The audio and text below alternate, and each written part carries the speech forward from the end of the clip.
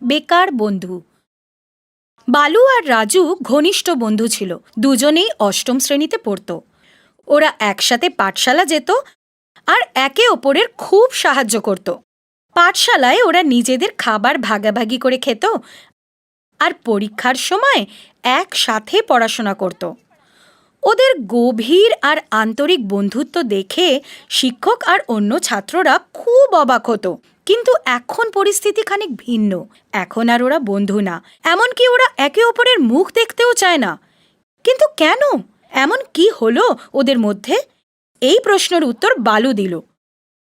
আমাদের আলাদা হয়ে যাওয়াটা খুব দুঃখের ঘটনা। আমি ওর জন্য অনেক কিছু করেছিলাম। রাজুর জন্য আমি সব সময় শিক্ষকদের কাছ থেকে সাজা পেয়েছি। আমি জানি কখনো কখনো ও ভুলভাল কাজে ফেঁসে যেত। গত পরীক্ষার সময় ও আমার খাতা থেকে টুকতে চাইছিল, কিন্তু আমি করতে দিইনি।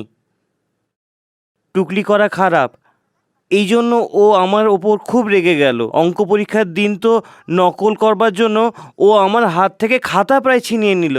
আমার খুব রাগ হলো, আমি তাকে বকলাম।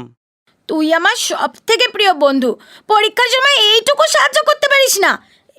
এইটুকু একটা ব্যাপার পারিস না তুই? ছোট হোক কি বড়, আমি তোকে বা কাউকেই নকল করতে দেব না। আজকের পর তোর সাথে আমি কথাই বলবো না।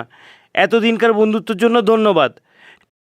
ঠিক আছে, আমরা ঘনিষ্ঠ বন্ধু, কিন্তু তার মানে এই নয় যে ওকে আমি টুকতে দেব। সত্যবাদিতা ছাড়া বন্ধুত্ব কিসের? কিন্তু রাজু এটা বুঝতো না।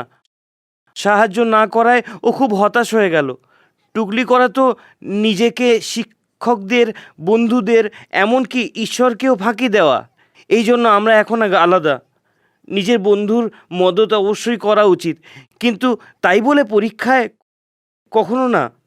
এবার আপনিই বলুন, আমার নির্ণয় ভুল ছিল না ঠিক? বালু খুব দুঃখের সাথে বলল যে এইভাবেই ওদের বন্ধুত্ব শেষ হয়ে গেল।